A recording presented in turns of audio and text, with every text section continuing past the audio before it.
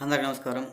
రాష్ట్ర ప్రజలకి, శ్రేయోభిలాషులకి, ప్రతి ఒక్కళ్ళకి భైరెడ్డి సిద్ధార్థ రెడ్డి నందికొట్కూరు ఓడిపోయిన ఎమ్మెల్యే, ప్రతిపక్షమైన పార్టీ. మరి ఈ భైరెడ్డి వాళ్ళు ఎలాగో ఒకలాగా పంచుకున్నారు అనుకుందాం.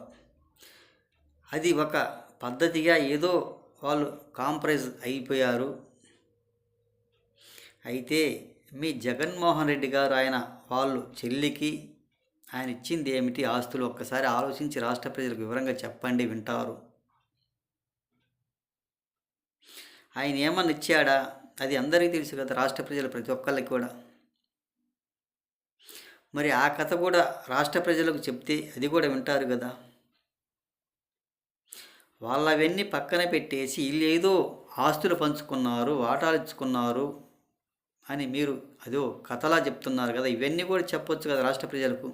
వాళ్ళు ఎలాగో కాంప్రమైజ్ అయ్యారు, కూటమిగా జట కట్టారు, గెలుచుకున్నారు. మీరు చిత్తు ఓడిపోయారు. మరి సొంత చెల్లికే ఏమి ఇవ్వలేని వాడు మరి రాష్ట్ర ప్రజలకు ఏమి సహాయం చేయగలడు? ఏమి ఇస్తాడు? ఒకసారి చెప్పండి. ఏది ఏమైనా అది అందరికీ తెలుసు, అది పద్ధతి కూడా కాదు అని తెలుసుకోవాల్సిందిగా. ఆయన ఆస్తి ఆయన చెల్లికి ఇవ్వలేదు, శర్మిలారెడ్డి గారికి. మరి వాళ్ళ కథ కూడా ఒక్కసారి ఊహించుకొని రాష్ట్ర ప్రజలు చెప్తే వింటారు.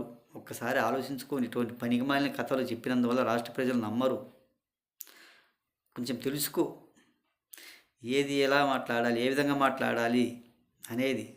ఊరకు పనికిమాలిన మాటలు మాట్లాడకుండా ముందు ఎందుకైనా మంచిది.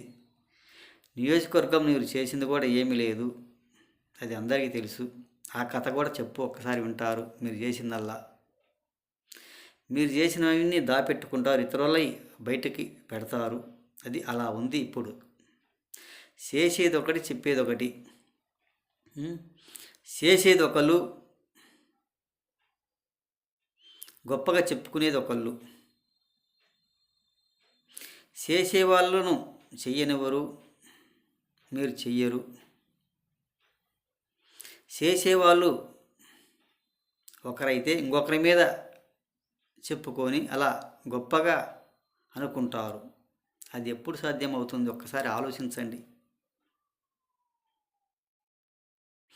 ఎప్పటికైనా దొంగ దొంగే కానీ అది సహజమైంది కూడా కాదు కదా. చేసేది ఒకళ్ళైతే ఇంకొకళ్ళ మీద వేసుకొని అది గొప్పగా చెప్పుకొని ఊహించుకొని సింపతి పొందుతారు, ఆనందపడతారు. అది ఎలా సాధ్యమవుతుంది? ఒక్కసారి ఆలోచించుకోవాల్సిందిగా. ఏది ఏమైనా కానీ అది సహజమైనది కూడా కాదు. వాళ్ళు ఎలాగో ఒకలాగా కాంప్రమైజ్ అయిపోయారు కాబట్టి వాళ్ళ కథ కూడా ఒక్కసారి చెప్పండి, వింటారు అని తెలియజేస్తూ ప్రతి ఒక్కళ్ళకి హృదయపూర్వక ధన్యవాదాలు.